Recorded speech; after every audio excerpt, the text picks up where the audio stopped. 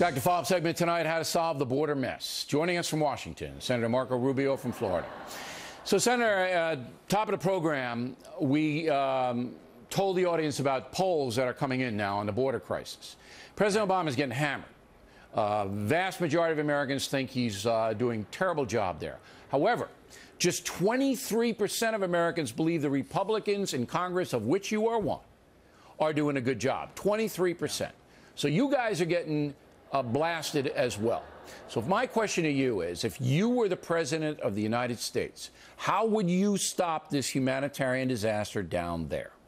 Well, first of all, it wouldn't have happened because I never would have signed an executive order granting a deferred action to those who were in this country illegally. I think there's certainly a tremendous amount of compassion, but that was not the right way to do it. It sent a message that actually invited people to come, and you see the disaster that has followed. The second thing I would say is that the first step in this process needs to be an all-out effort to finally put to rest the illegal immigration problem in America. And this involves the construction of strategic fencing, but also the deployment of specific technologies like ground sensors and cameras and drones and so forth to secure the southern border with Mexico. It involves an e-verify system to require employers to verify that the people they're hiring are legally here.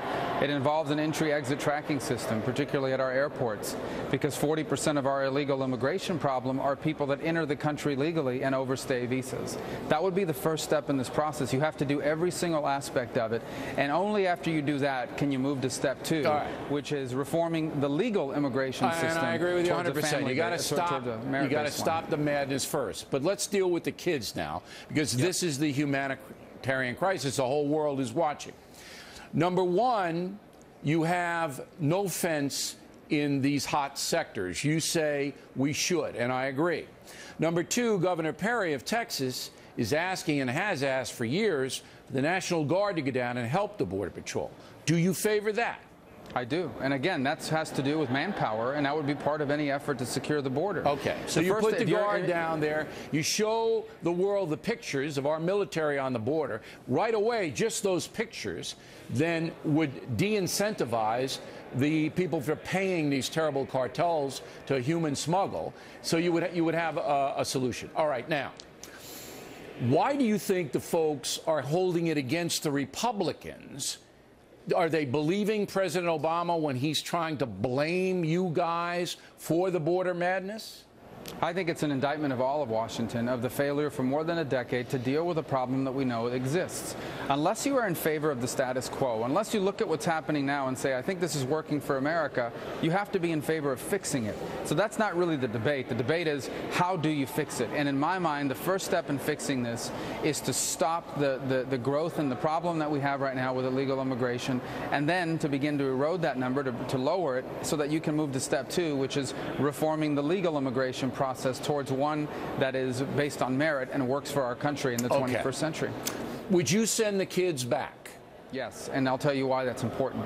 Because the leading reason why this is happening is word of mouth is spreading, that if you make it to the United States as an unaccompanied minor or as a family with children, you're going to be treated differently than adults who are traveling by themselves.